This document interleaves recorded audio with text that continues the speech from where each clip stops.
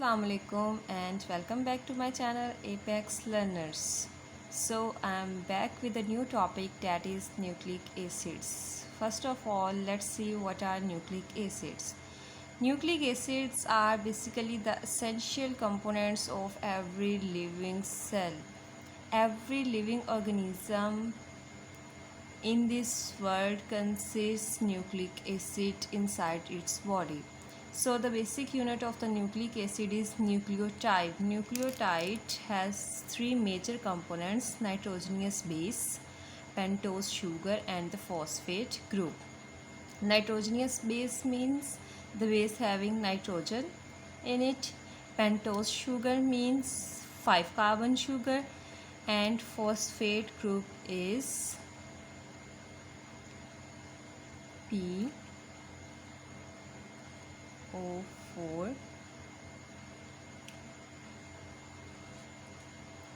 having -3 charge. So this is the phosphate group. Each nucleotide consists of three components: nitrogenous base, a pentose sugar, and a phosphate groups. Now let's discuss the types of nucleic acid. Nucleic acids are basically of two types. The first one is deoxyribonucleic acid, that is in short form called DNA. And the second type of nucleic acid is ribonucleic acid, and its short form is RNA. The first type of nucleic acid, deoxyribonucleic acid, it basically consists of deoxyribose sugar. Deoxyribose sugar is also a type of sugar that contains 5 carbon atoms, and it is long double stranded molecule consisting of 2 chains, and each chain is made up of sugar, phosphate, and a base. As I said you earlier, that it is a long double stranded molecule, means it has 2 chains that makes helix structure with one another. It means you can say that both of the chains make a twist structure with each other, and each chain consists sugar, phosphate group, and a base. So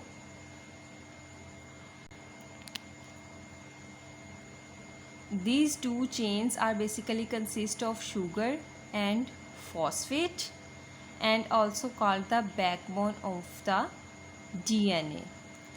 And the base present between these two structures, or these two, you can say, the long chains, is a nitrogenous base. So the DNA is basically the storage place for genetic information in the nucleus of a cell. All the genetic information of a specific living organism is present in the DNA. The sequence of the nitrogenous base in the DNA determines the protein development in the new cell. ये जो base मौजूद है DNA के अंदर, ये determine करती है कि आने वाली न्यू जनरेशन में प्रोटीन्स किस टाइप की बननी है. And the function of the double helix formation of DNA is to ensure that no disorder takes place. और ये जो आपके पास स्ट्रक्चर है डबल हेलिक्स फॉर्मेशन का, this one and this one, इसका काम ये है कि इसने इस चीज़ को इंश्योर करना होता है कि इसके अंदर जो बेस मौजूद है इसका ऑर्डर करेक्ट हो. बेस का ऑर्डर करेक्ट होगा देन ही बेस जो है वो अगली जनरेशन के लिए इंफॉर्मेशन ट्रांसफ़र करेगी कि किस टाइप की प्रोटीन्स बननी चाहिए न्यू जनरेशन में अकॉर्डिंग टू दिस बेस. अगर इस बेस का ऑर्डर डिस्टर्ब हो जाएगा तो नेक्स्ट जनरेशन में जो प्रोटीन्स बनेंगी according to instruction of this base और this type of nucleic acid, तो अगली जनरेशन में बहुत सी डिजीज़ पैदा होने के ख़तरात होते हैं. अक्सर आप लोगों ने सुना होगा कि ये विरासती बीमारी है, मतलब एक जनरेशन से दूसरी जनरेशन में चलती आ रही है. तो वो जो जनरेशन टू जनरेशन एक बीमारी चलती आ रही होती है वो बेसिकली इसी वजह से होती है कि अगर ये जो बेस मौजूद है डीएनए के डबल हेलिक्स स्ट्रक्चर के अंदर ये जो बेस मौजूद है, अगर इसका ऑर्डर ख़राब हो जाएगा या डिस्टर्ब हो जाएगा तो ये सही तरीके से अगली जनरेशन को मैसेज ट्रांसफ़र नहीं कर सकेगी कि अगली जनरेशन ने किस तरह की प्रोटीन बनानी है। बेसिकली डीएनए का मकसद ये होता है, डीएनए सिंथेसाइज करती है आरएनए को, which is the second type of nucleic acid. जब डीएनए आरएनए को सिंथेसाइज करती है तो आरएनए को जो इंस्ट्रक्शन मिलती है डीएनए की तरफ से, वही इंस्ट्रक्शन आरएनए आगे ट्रांसफ़र करके उसी टाइप की प्रोटीन्स बनाता है। तो अगर यहीं से जो है वो डिस्टर्बेंस क्रिएट हो जाएगी तो आगे जो इंस्ट्रक्शंस दे के आरएनए बनेगा और उसके बाद जो प्रोटीन्स बनेंगी वो न्यू जनरेशन में जाके बीमारियां पैदा कर सकती हैं। सो now comes to the next type of nucleic acid, that is ribonucleic acid. It consists of ribose sugar and it is single standard molecule. There is no double helix structure and it is responsible for directing the new protein, as I asked you earlier. RNA is synthesized by DNA to transmit the genetic information, and RNA receives, reads, decodes and use the given information to synthesize new proteins.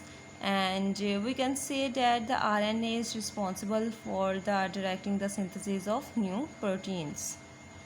So you can see the overall procedure of these two nucleic acid, that DNA synthesizes and passes instructions to RNA and RNA synthesizes accordingly and construct the new proteins. These instructions that are given to the RNA from the DNA are basically called the genetic code of life. They determine whether an organism is a man or a tree or any other animal, and whether the cell is a nerve cell or a muscle cell. Basically you can say that if you have a small piece of DNA, so you can easily identify by testing that DNA that from which organism it is taken and from which tissue or the cell it is taken. So basically DNA is the basic component of every living cell. Easily identify हो सकता है कि अगर ये हमने DNA लिया है तो ये किस ऑर्गेनिज्म का है, जानवर का है, इंसान का है, पौधे का है या किस सेल का है. So this was the overall view of nucleic acids, and this is enough for today's lesson. Stay blessed, and if you are new on my channel, please subscribe my channel and like my videos to get instant notification about my channel. Thank you so much. Allah Hafiz.